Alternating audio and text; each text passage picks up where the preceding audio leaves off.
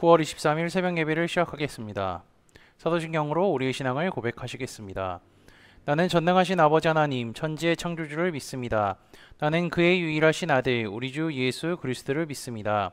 그는 성령으로 잉태되어 동정녀 마리아에게서 나시고 본디오 빌라도에게 고난을 받아 십자가에 못 박혀 죽으시고 장사된 지 사흘 만에 죽은 자 가운데서 다시 살아나셨으며 하늘에 오르시어 전능하신 아버지 하나님 우편에 앉아 계시다가 거기로부터 살아있는 자와 죽은 자를 심판하러 오십니다.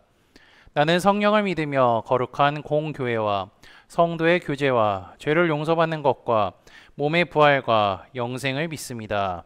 아멘. 다 함께 찬송가 88장 찬양하시겠습니다.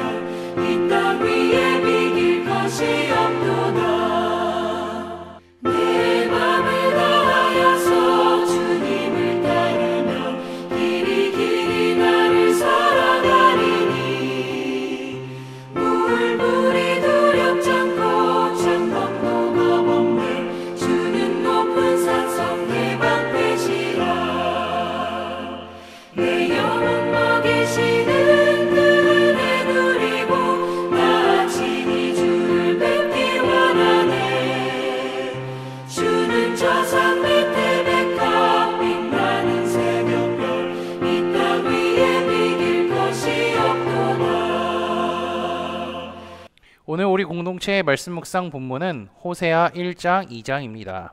그중 2장 2절에서 13절까지 제가 봉독하고 말씀을 나누도록 하겠습니다.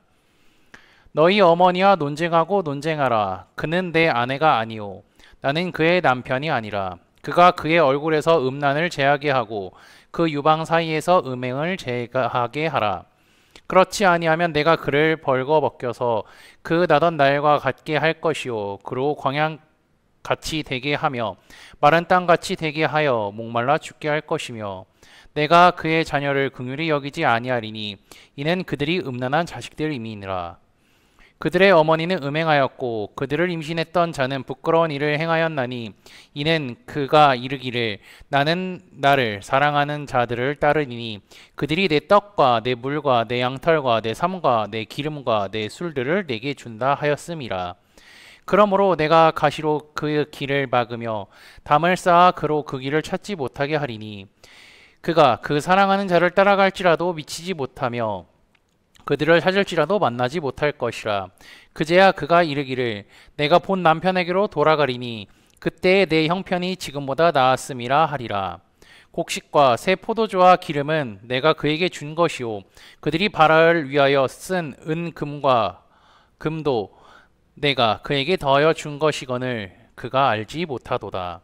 그러므로 내가 내 곡식을 그것이 익을 계절에 도로 찾으며 내가 내 새 포도주를 그것이 맡을 시기에 도로 찾으며 또 그들의 벌거벗은 몸을 가릴 내 양털과 내 삶을 빼앗으리라. 이제 내가 그 수치를 그 사랑하는 자의 눈앞에 드러내리니 그를 내 손에서 건져낼 사람이 없으리라.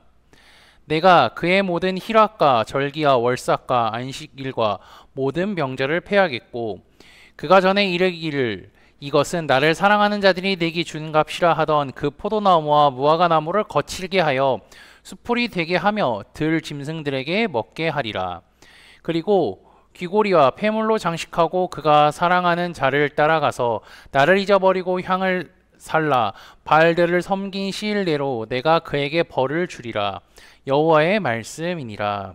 아멘. 오늘부터 우리는 성경 읽기표에 따라서 소예언서를 읽게 될 것입니다. 예언서는요, 대예언서와 소예언서로 나눠지는데요.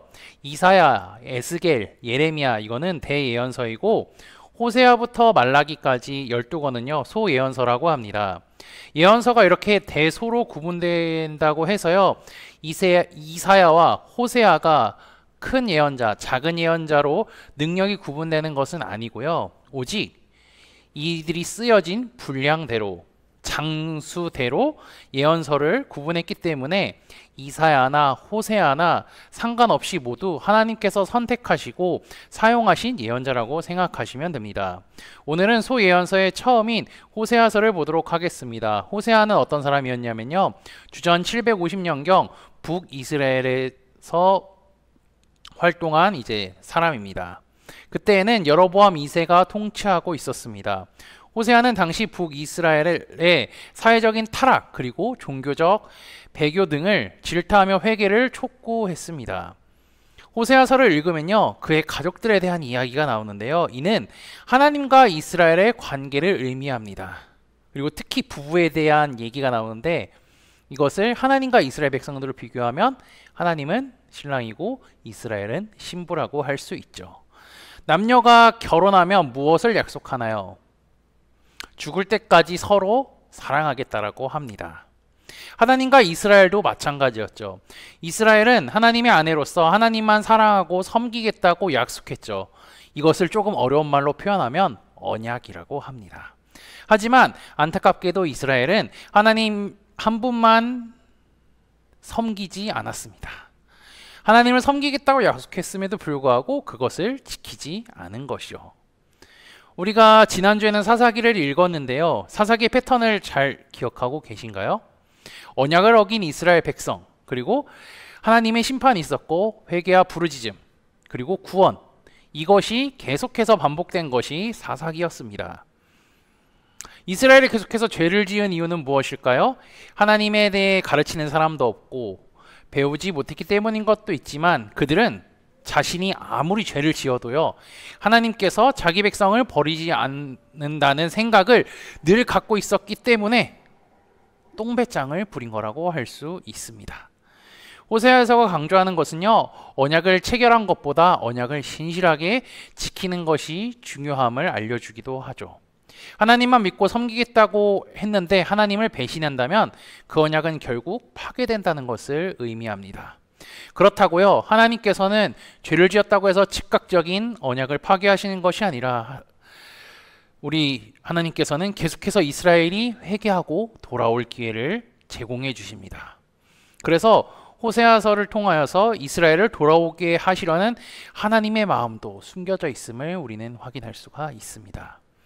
호세아서 1장은요, 하나님께서 호세아에게 음란한 여자를 맞이하라고 하고 자녀를 낳고 그 이름을 짓는 내용이 나오고요, 이 장에서는 호세아가 자녀들에게 훈계하는 듯한 이제 내용이 등장합니다. 2절을 보면 처음에 너희 어머니와 논쟁하라고 합니다. 여기서 논쟁은요, 그냥 말로 싸우는 것이 아니라 고소한다고 생각하시면 됩니다.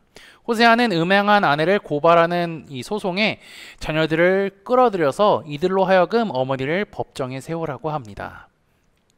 제가 처음에 호세와 고멜의 관계는 하나님과 이스라엘의 관계라고 말했죠. 자, 그렇다면요, 여기서 자녀들을 통하여서 고멜을 법정에 세우려고 하는 의미는요, 이스라엘 스스로가 자신들을 법정에 세우라고 말하는 것과 같죠. 만약에 이스라엘 스스로가 자신들의 죄 때문에 법정에 쓰지 않으면요, 하나님께서는 억지로라도 그들을 법정에 세우실 것이기 때문입니다. 하나님이 이스라엘을 법정에 세우게 하시려는 이유는 단 한 가지죠. 음행 때문입니다. 그리고 하나님은 그것을 제거하라고 하죠. 하지 못하게 될 경우는요, 남편으로서 하나님은 옷과 음식에 대한 법적인 책임을 짓지 않을 뿐더러 음란한 자식들도 돌보지 않겠다라고 말씀하고 있습니다. 이스라엘은 바알과 음행했습니다. 그리고 떡과 양털과 삶, 기름과 술 등을 받을 것이라고 약속을 받았죠. 하나님은 이스라엘을 심판하시는데 바알을 만나지 못하게 될 것이라고 합니다. 그리고 그렇게 돼서야 결국에는 이제 참 남편인 하나님께 돌아가 회복될 것이라고 하죠. 부정한 아내와 같은 이스라엘은요, 어리석고 생각이 없으며 잘 잊어버립니다. 심지어 하나님께서 주신 것조차 착각하고 있습니다. 2장 8절인데요. 곡식과 새 포도주와 기름은 내가 그에게 준 것이요 그들이 바알을 위하여 쓴 은과 금도 내가 그에게 더하여 준 것이거늘 그가 알지 못하도다. 자, 따라서요, 두 번째 심판은요, 바알을 섬긴다는 만큼 이제 또 심판한다고 하는데, 9절을 보면요, 하나님의 것을 빼앗고요, 10절을 보시면 수치를 드러낼 것이라고 말씀하시죠. 고대 근동의 결혼법에서는요, 신실하지 못한 아내는요, 남편에게서 쫓겨나고요, 생계에 대한 보장도 사라지게 됩니다. 이와 같이 음행한 이스라엘은 모든 것을 빼앗기고 풍요로움을 누리지 못하게 될 것이죠. 그리고 10절을 보면요, 그 수치를 그 사랑하는 자의 눈 앞에 드러낸다고 했는데요, 여기서 수치를 드러낸다는 단어는요, 포로로 잡혀가다는 단어와 어근이 같습니다. 그래서 남편의 보호를 받지 못하는 이스라엘은 결국 어떻게 되죠? 강대국 아수르에게 멸망당할 것이라고 하는 표현이기도 합니다. 그 이유는 이스라엘이 남편인 하나님께 신실하지 못했기 때문이죠. 오늘 읽은 본문은요, 음란을 제거하라고 하면서 음란을 제거하지 못하면 심판을 당하게 될 것이라고 하죠. 호세아가 그 안에 음란에 대한 제거의 내용이지만 사실상 이스라엘의 음란, 우상 숭배를 제거하라는 것입니다. 그래서 이스라엘은요, 하나님만 섬기겠다고 언약을 했음에도 불구하고 지금 하는 행동은 다 그것을 배반하고 계약을 파괴하는 것과 같습니다. 그럼에도 불구하고 하나님은 이스라엘을 포기하지 않으십니다.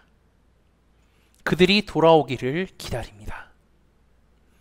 2장 2절에서 13절 오늘 본문의 내용을 살펴보면요, 하나님과의 언약을 배신하여 우상을 섬긴 이스라엘에 대한 하나님의 심판이 주어지는 것을 우리는 말씀을 통해 보았지만요, 이 본문 뒤 2장 14절 15절을 보면요, 그들의 마지막 심판은 멸망이 아니라 회복임을 우리는 확인할 수가 있습니다. 하나님께서는 이처럼 자기 백성들을 끝까지 사랑하고 계십니다. 죄악된 길에 가더라도요, 다시 돌아오게끔 당근과 채찍을 주시는 분이 바로 우리 하나님입니다. 호세아서를 읽으며 이스라엘처럼 죄악된 길로 가는 것이 아니라 하나님을 온전히 섬기며 올바른 길을 걸어가는 코너스톤 믿음의 형제자매들이 되시기를 주님의 이름으로 축복합니다. 다 함께 찬송가 516장 찬양하시겠습니다.